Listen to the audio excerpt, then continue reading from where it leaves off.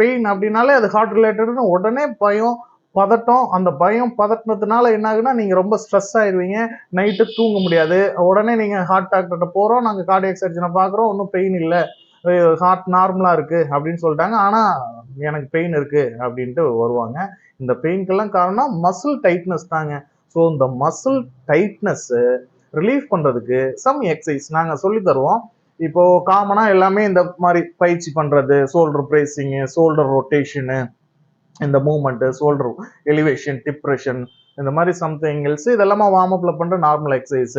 இது மட்டும் இல்லாம எந்த மசில் பர்டிகுலரா, எந்த மசில் ட்ரபீசியஸ் மசிலா இல்ல கீழே இருக்க லேட்டிஸ் மசிலா என்ன மசில்ங்கிறத கண்டுபிடிச்சிட்டு அதுக்குன்னு particular exercise, free exercise, strengthening exercise சொல்லி தருவோம். அந்த ஸ்ட்ரென்தனிங் பண்ணீங்கனாலே இந்த பெயின் எல்லாமே ஆல்மோஸ்ட் குறைஞ்சிரும். ஆனா வலி இருக்கிறப்ப ரொம்ப கவலைப்படுவாங்க, ஐயோ ரொம்ப பெயினா இருக்கு, லெஃப்ட் ஷோல்டர் பெயின் இருக்கு அப்படின்ட்டு.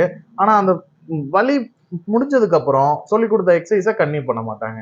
ஸோ அந்த பெயின் திரும்பவும் வரக்கூடாது, நார்மலா இருக்கும்னா நீங்க ரெகுலரா சொல்லி கொடுத்த எக்ஸசைஸ் பண்ணுங்க. இது இல்லாம some cardio exercise, walking, jogging இந்த மாதிரி ரெகுலரா பண்ணுங்க. பண்ணீங்கனால இந்த லெஃப்ட் ஷோல்டர் பெயின் வராது. இந்த பெயின் வந்துட்டா உடனே பயம், பதட்டம், ஆன்சிட்டி, பால்பிட்டேஷன், ஆன்சிட்டி சிண்ட்ரோம் அந்த மாதிரி எதுவும் ஆகாம ரெகுலர் கார்டியோ எக்ஸசைஸும் இந்த ஃப்ரீ எக்ஸசைஸ், ஸ்ட்ரென்தனிங் எக்ஸசைஸ் நல்லாவே பண்ணி நல்ல ஹெல்த்தி லைஃப் ஸ்டைலை மெயின்டைன் பண்ணீங்கனாலே இதுல இருந்து முழுமையா வெளியே வந்துடலாம். தேங்க்யூ.